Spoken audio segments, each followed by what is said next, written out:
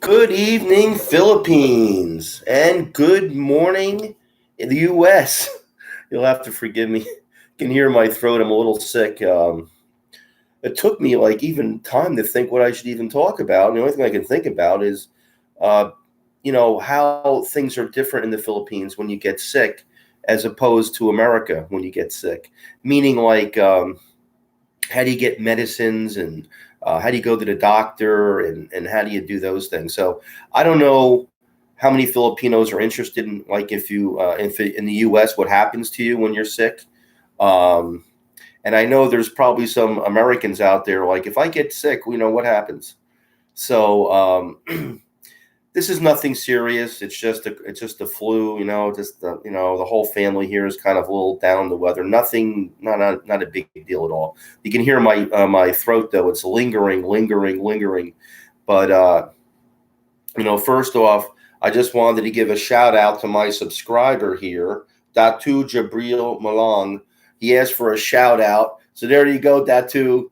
And thank you for always tuning in and watching us on our channel. And if you haven't subscribed yet to All Things Filipino, I hope you do. We're just brand new. We got here about a month ago to the Philippines, about almost 2 months now.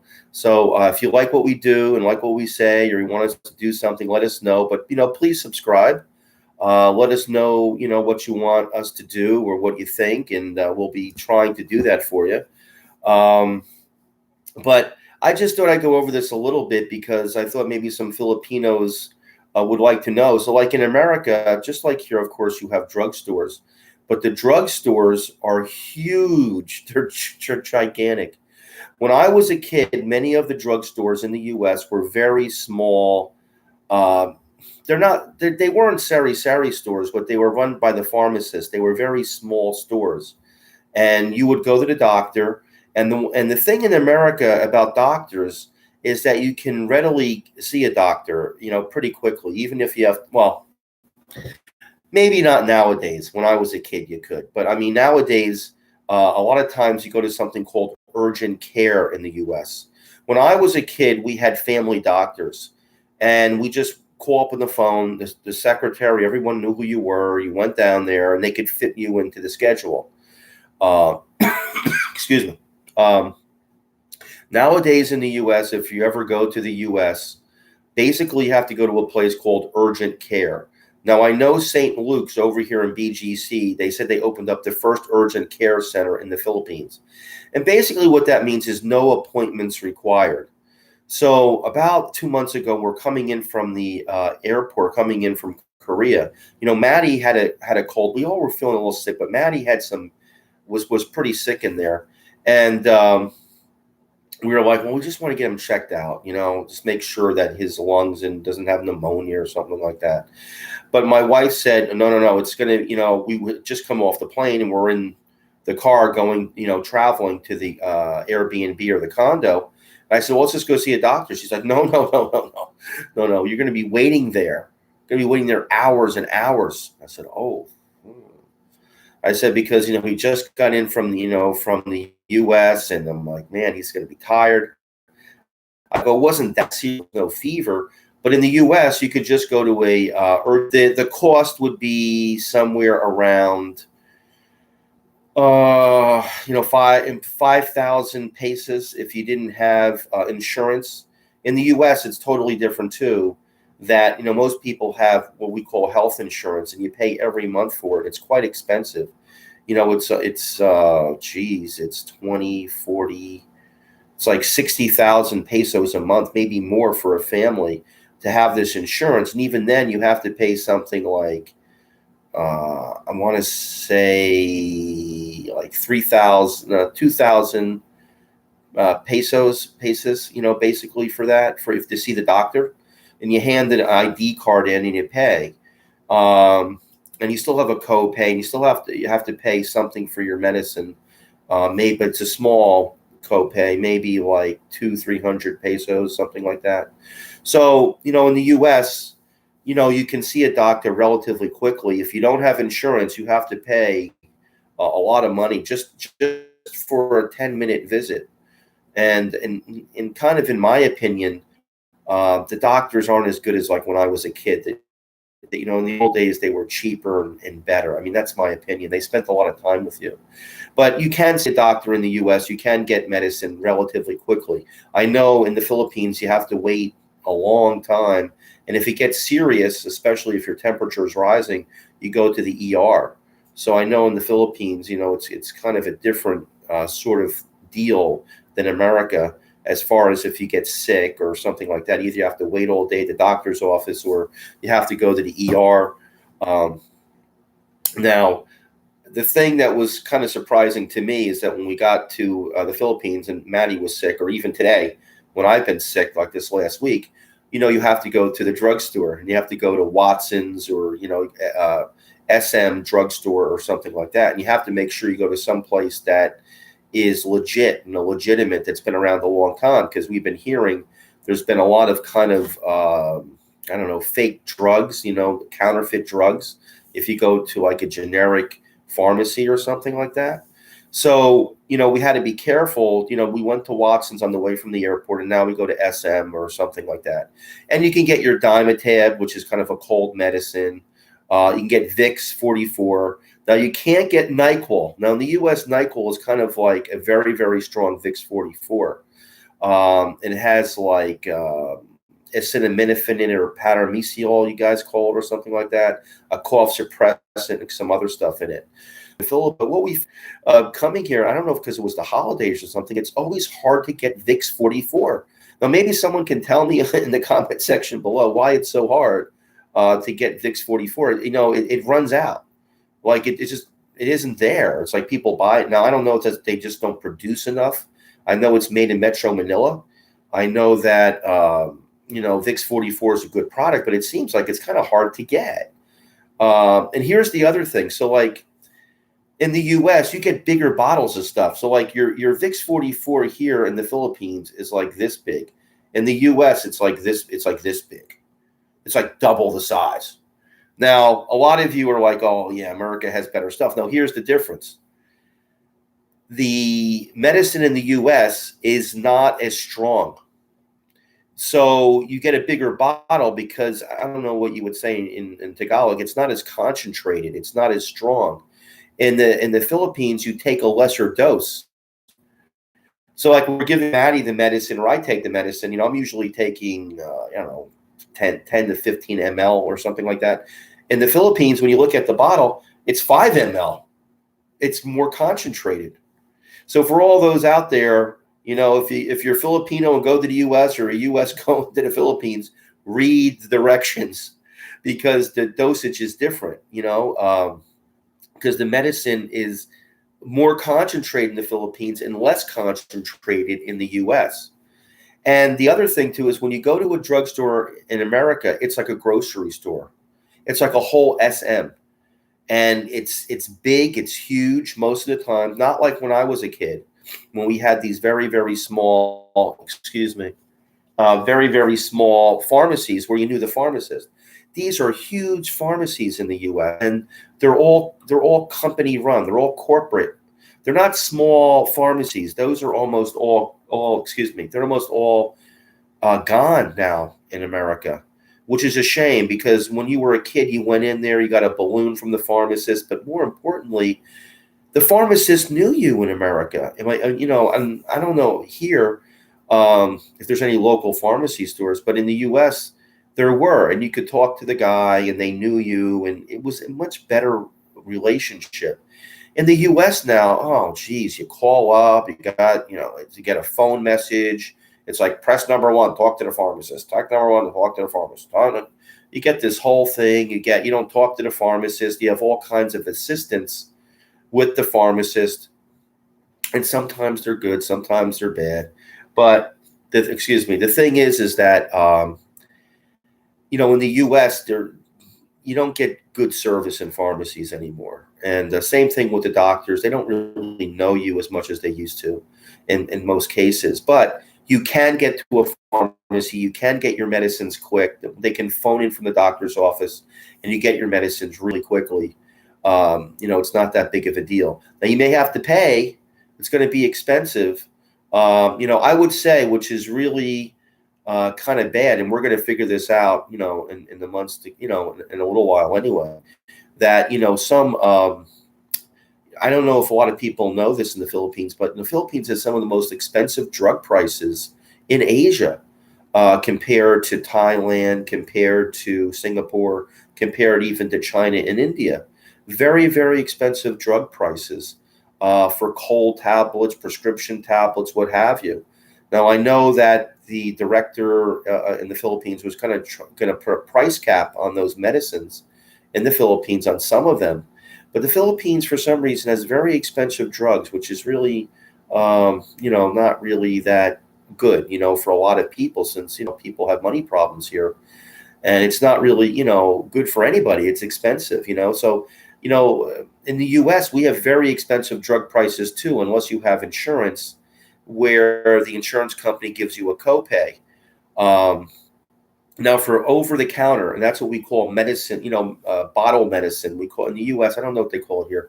We call this over the counter drugs, things that you can just buy over the counter or on the shelves, maybe over the shelf.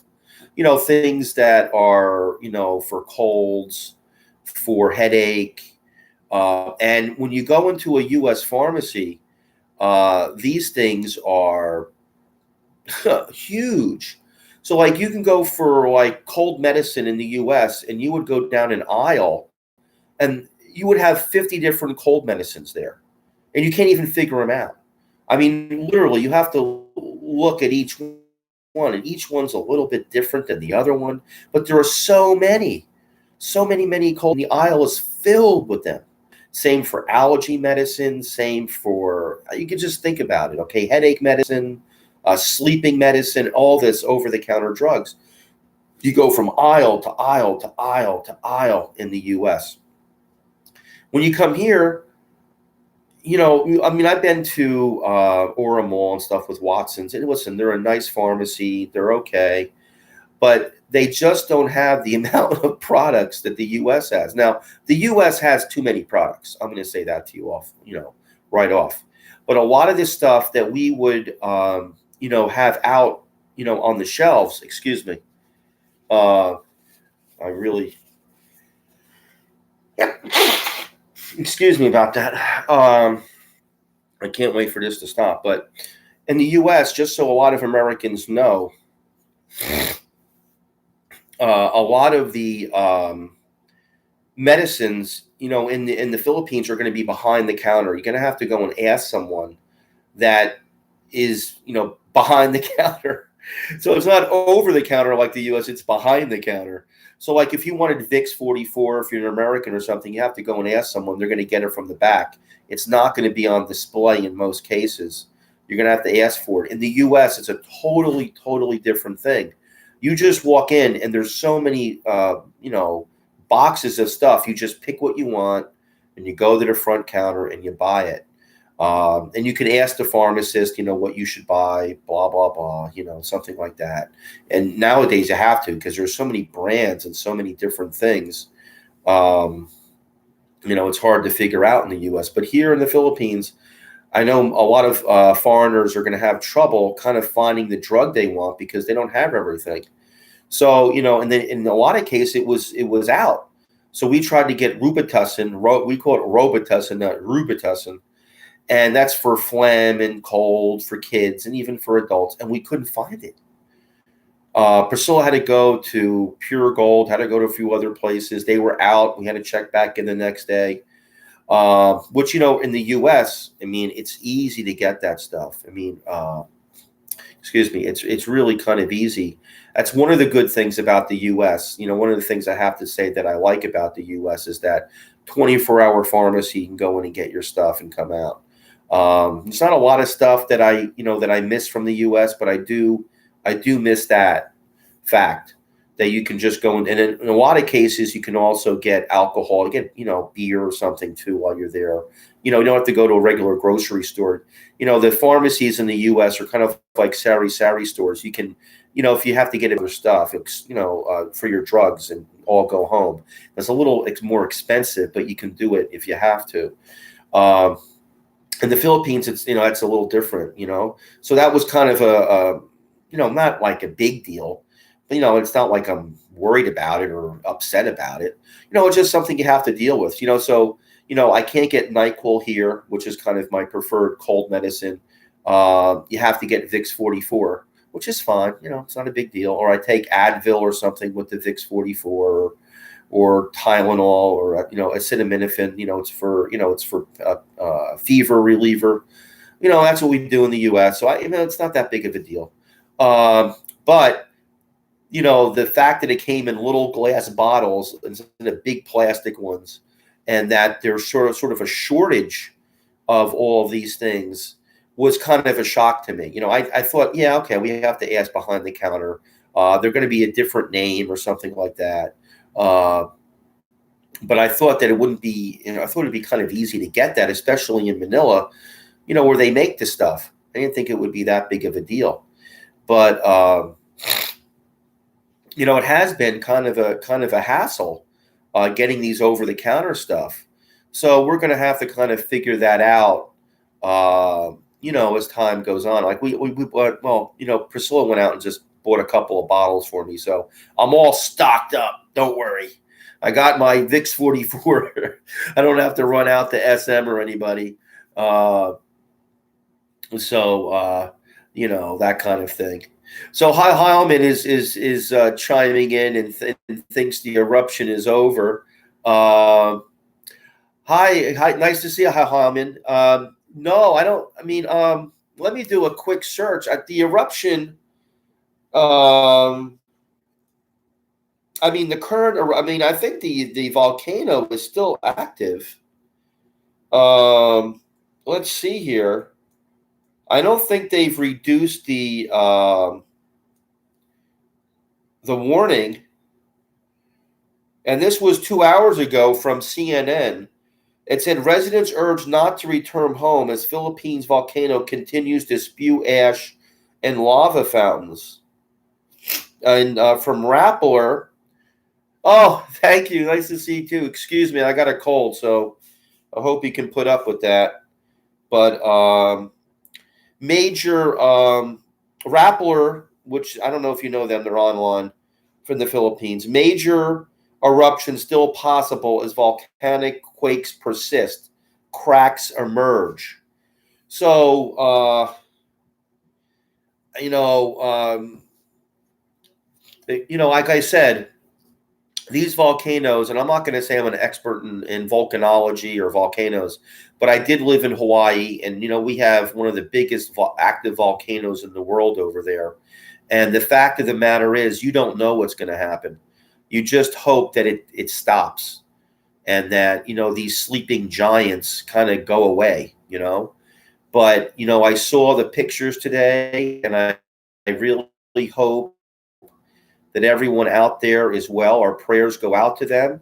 Thank God that so far, I believe it's only been animals that have died, and that we saw some poor animals that got caught in the ash. So now the toxic gas, Heilman, no, the toxic gas is still coming out. And this is what I was about to say. So when I was living in Hawaii, depending on which way the wind would blow, you would get toxic gas from the volcano coming out. And that's what's happening now. Now, from what I understand, the wind is blowing to the south, not to the north. So if the wind is blowing the ash away from Manila, it's blowing it down south, away. If the wind shift, if the winds start going to the north, all the toxic gas is going to start heading to the national capital region. It's going to head to Quezon, Manila, Sofas, Piñas, and all that, Paranaque, all that again.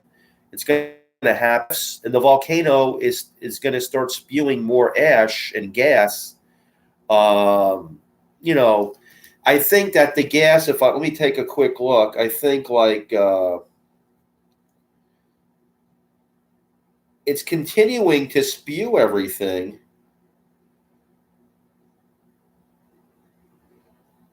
No one is really saying how active, what's coming out. So my feeling, not what I know, but my feeling about this is that it's not as bad as before. That the volcano is not spewing as much gas and ash as before. And if you look at some of those pictures down south near the volcano in Bontongas, it's pretty. It looks really bad, but it could have been a lot worse. It could have been very, very bad. And that's what, it's not really the lava that kills people, it's the ash. So if you look at history and, in Italy where they had Mount Vesuvius and all these other things, and the ash is what kills people from breathing in the ash. It's not really, lava really doesn't usually kill people. It's the ash and the gas. So thank God that it really not too much came out and people escaped, but it looks pretty bad. It looks bad, but it could have been a lot worse. The volcano is still producing gas and ash. It's just that I guess the wind has shifted.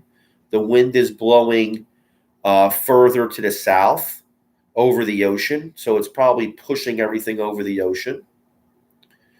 And it's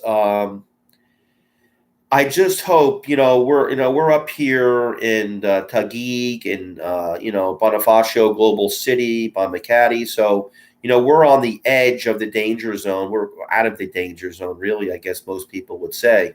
But for those people that are in Cavite or further south, you don't want to take this for granted. That's just my opinion. I wouldn't, I wouldn't panic, but I wouldn't take it for granted. I would make sure that I had my phone on, in case an emergency, if the government issues an emergency, or the radio on. I'd make sure I had plenty of water and some canned food, something like that, because something could happen. They just don't know. It's just that they can't shut down the area, everything for, everyone has to get back to work and back to life. And you can see some of the residents are going back, but the worst case that could happen, and we pray it doesn't, is that the volcano, erupts while people are going back home. So we just pray that nothing is going to happen. But I would, if I were lived further south, I was even up here in BGC, I was telling my wife, we want to get some more bottled water. We want to get some soup. We want to get some canned stuff because, the power could go out. I know the power is still out there down by the volcano areas, even further north. So you just have to prepare. And I just hope people don't feel safe and forget about it, and then something happens. That would be kind of my worry about this. And I think the government is probably worried about that too, that everyone thinks, hey, back to normal, and then the volcano, could erupt or whatever. But hey, on the other hand, people have to get back to life. So it's kind of a, it's a tough situation. It's a tough call. I know the government would like everyone, and they should stay away and stay, in the excuse me, they should stay in the government centers and stay away from their houses. Excuse me, but I know a lot of people are scared about what's happening to their houses. And you just pray that a tragedy or a disaster doesn't happen. You just hope the volcano doesn't erupt while everyone's going back and the volcano just settles down. But yeah, I would still be careful. Oh yeah, yeah, Hahaman. Yeah, there is a chance the volcano could still explode. You know, any volcano can explode at any time. Just because this volcano has been dormant, you can have dormant volcanoes and they can explode without notice. It's just that science nowadays is very good. and they have sensors and they monitor. In the old days, they wouldn't even have known this volcano was going to explode. And that's why people died in the old days. But now people watch them. They got all kinds of equipment. And thank God it saves people's lives. But is there a chance this could explode? Yeah, there is a chance it could explode. It could happen. It could happen now. No one knows. They can look at the instruments, and they can look at the machines, and they can say, well, we see more activity, we see more earthquakes. So, and that's what the government was afraid of, that they saw all this stuff happening, and they were afraid for a big explosion to happen. But now is a dangerous time because you don't know what's going to happen. Now, I think the lava is still very high in the volcano. I think there's just as big a danger as there was a few days ago, and the government, just has to try to keep people away. But on the other hand, people want to go home, and people want to go back to school and back to work, and it's we just pray and hope that nothing bad happens. So. I think everyone is kind of praying and hoping that nothing in this volcano just settles down and nothing further happens, because it would be a huge disaster if people got stuck in the area again without warning. Hopefully, if it does erupt again, there is some warning and everyone can evacuate. But these things are sometimes unpredictable. No one knows. They can just, and then if they do know, oh no, I don't think that when you see the volcano on the Big Island of Hawaii with the lava, you have to understand that there's different kinds of volcanoes too. The one in Hawaii is a massive, massive volcano. And if you study, I know a little bit about this. There's different kinds of volcanoes based on the shape of volcanoes. You're not going to get lava flows, I think, coming out of this volcano. It's just, I don't think that's really the problem with this volcano is mainly going to be exploding ash, exploding rocks, exploding gas.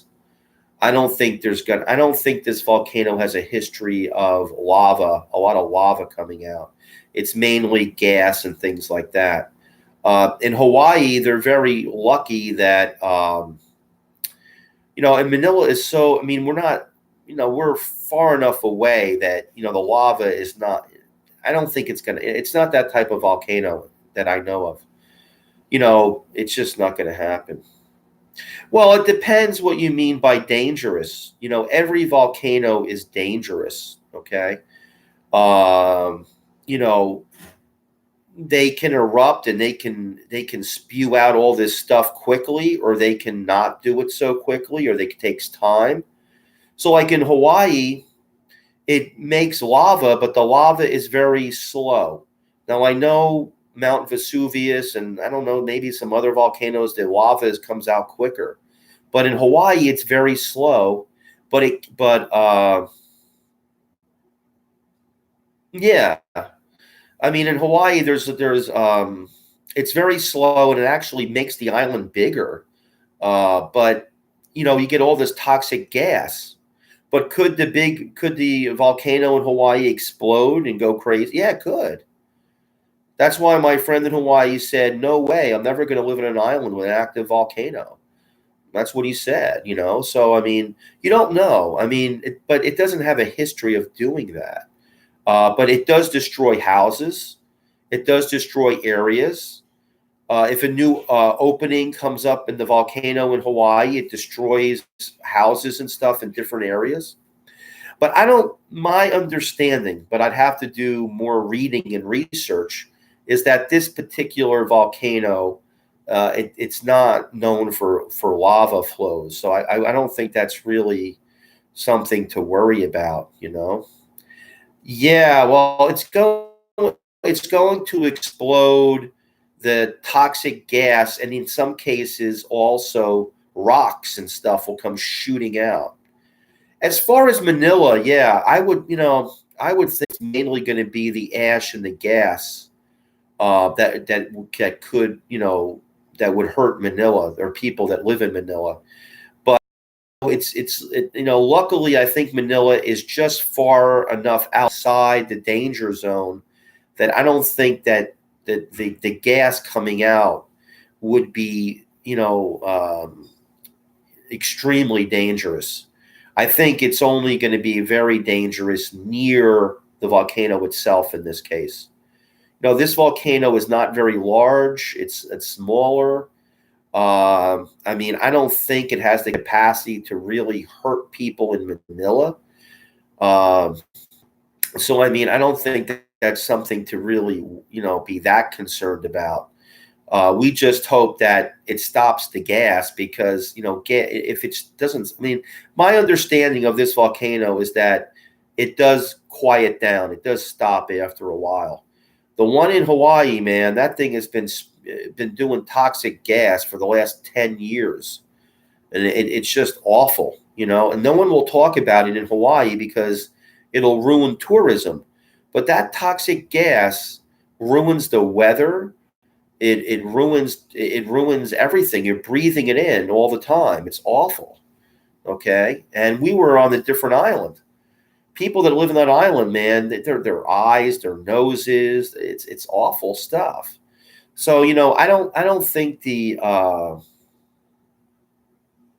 was the ash, it was the gas and the ash that was killing, that killed people, it killed the animals there. But in Hawaii, it's not like it's not that it's killing people. And if you're just talking about Hawaii, it's not killing the people, every day, like in a daily basis. It's just that you're breathing it in and it's having an effect. And the American government or the U.S. government is just starting to study the effects of the gas and the ash in Hawaii, because it's long term. It's over many, many, many, many days and years and years and years. Okay. But it's not killing people every second, every day. It's not like it's a lot, but it does happen. And you'll get clouds in Hawaii where it kind of, if you look the last couple of days in Manila, if you look up and it's really cloudy and smoky kind of outside and you smell things and stuff like that, and there's ash on your car, that's what happens in Hawaii. Yeah, I mean, the gas can bother you, but like in Hawaii, it's not going to kill you like that day, but it's every day it's coming down. So like we just hope the gas stops, and the ash stops, we just hope it does. And we hope it stops before anything happens, in a bigger explosion doesn't happen. My big fear is that everybody goes home and then the volcano explodes, And so, for us up in here in Manila, it's a good time to kind of stock, get some canned stuff, get some extra water, get some candles, get a mask or something. Now is the time to get some stuff ready and, put it away, and in case something does happen.